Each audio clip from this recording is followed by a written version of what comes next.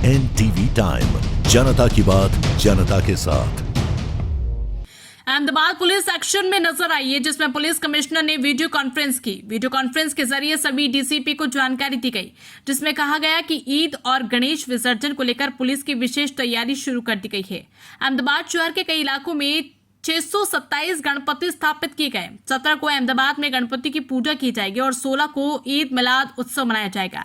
किसी भी घटना को रोकने के लिए सभी गणेश मंडपों पर विशेष पुलिस व्यवस्था रखी जाएगी। बस्ती में होमगार्ड और एसआरपी के जवानों को रखा गया, जिसमें पुलिस बॉडी वॉर्न कैमरे का इस्तेमाल किया जाएगा। साथ ही वहां ज्यादा भीड़ होगी, वहां सुरक्षा के लिए पुलिस तैनात की जाएगी। इसके अलावा पुलिस सोशल मीडिया पर भी खास नजर रखेगी। आपराधिक इतिहास, सांप्रदायिक गतिविधियों में संलिप्त वाले आरोपियों पर पुलिस की पैनी नजर होगी। अहमदाबाद गुजरात से योगेश गोस्वामी की रिपोर्ट। અમદાવાદ શહેરમાં ઈદે મિલાદ અને ગણેશ વિસર્જન આ બંને તહેવારોની એકસાથે ઉજવણી અમદાવાદ શહેરની જનતા હર્ષોલ્લાસપૂર્વક કરી રહી છે। અમદાવાદ શહેરમાં તાજેતરમાં રથયાત્રા બંદોબસ્ત પણ ખૂબ જ સરસ રીતે પૂરા થયા છે। સાથે સાથે મોહરમની ઉજવણી પણ અમદાવાદ શહેરના નાગરિકોએ કોમી એકલાસભર્યા વાતાવરણમાં કરેલી છે। એ જ પરંપરાને આગળ ધપાવતા અમદાવાદ શહેરની શાંતિપ્રિય જનતા દ્વારા હાલમાં અમદાવાદ શહેરના અનેક વિસ્તારોમાં જાહેર ઉત્સવ સ્વરૂપે ગણેશ મંડપોની સ્થાપના કરવામાં આવેલી છે। અમદાવાદ શહેરમાં અલગ અલગ 7 ઝોનમાં મળીને કુલ 627 જેટલા શ્રીજીની પ્રતિમાઓની સ્થાપના કરવામાં આવેલી છે, જે જાહેર ઉત્સવ તરીકે ઉજવાય છે। એ ઉપરાંત માનતાના એમની પોતાના અંગત જે નાના નાના ગ્રુપમાં લાવવામાં આવતો હોય એવા ગણપતિની સંખ્યા તો આના કરતાં પણ અનેક ગણી વધારે છે। આ જે ગણેશ સ્થાપના થયેલી છે, 627 જેટલી મોટી મૂર્તિઓની સ્થાપના થઈ છે। એના વિસર્જન માટે અમદાવાદ મ્યુનિસિપલ કોર્પોરેશન દ્વારા રિવરફ્રન્ટ અને અન્ય વિસ્તારોમાં અલગ અલગ કુલ 50 વિસર્જન કુંડની પણ વ્યવસ્થા કરવામાં આવેલી છે।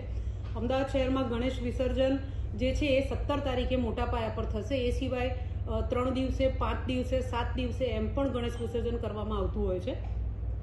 અમદાવાદ શહેર પોલીસ દ્વારા 16 અને 17 એટલે ઈદે મિલાદ અને ગણેશ વિસર્જન એ બંને ઉત્સવો કોમી એકલાસભર્યા વાતાવરણમાં થાય તે માટે પૂરતી તૈયારી રાખવામાં આવેલી છે।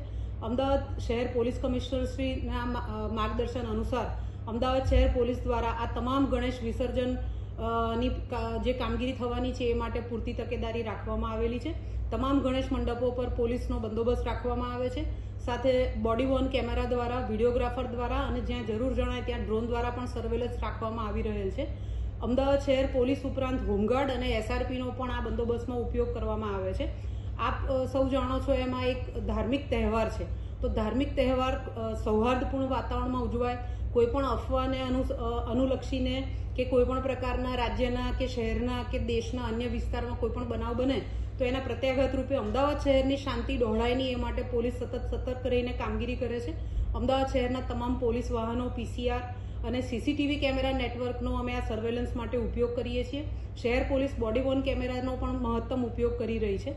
રાત્રે મોડી રાત સુધી એટલે 12 વાગ્યાની આસપાસ સુધી તમામ ગણેશ મંડપો જ્યાં નાગરિકો મોટી સંખ્યામાં એકત્રિત થઈને આરતી, પ્રસાદ અને ઉત્સવ ઉજવતા હોય છે ત્યાં પોલીસ દ્વારા સતત હાજરી રહે છે।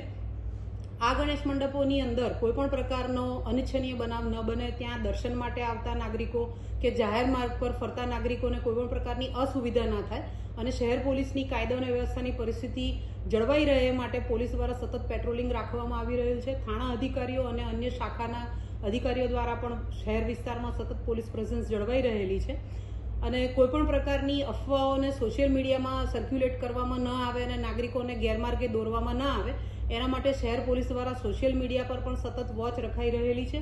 જે કોઈ આવી અફવા ફેલાવવાના કે લોકોને ઉશ્કેરવાના ગુનાહિત કૃત્યો ધરાવતા કે ગુનાહિત માનસ ધરાવતા ઈસમો છે એમની ગતિવિધિ પર પણ શહેર પોલીસ દ્વારા પૂરતી નજર રખાઈ રહેલી છે।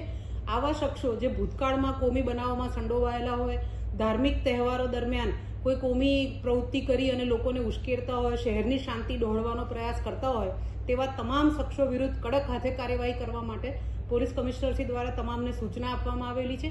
આ કામગીરી સતત ચાલુમાં છે અને શહેરના તમામ નાગરિકો ગણેશ વિસર્જન અને સાથે સાથે ઈદે મિલાદ બંને તહેવારો અમદાવાદ શહેરની પરંપરા પ્રમાણે કોમી એકલાસભર્યા વાતાવરણમાં ઉજવે એ માટે શહેર પોલીસ દ્વારા સતત પ્રયત્નો કરાઈ રહેલા છે। શહેર પોલીસ વતી તમામ નાગરિકોને આ બંને તહેવારો માટે હું શુભેચ્છા પાઠવું છું।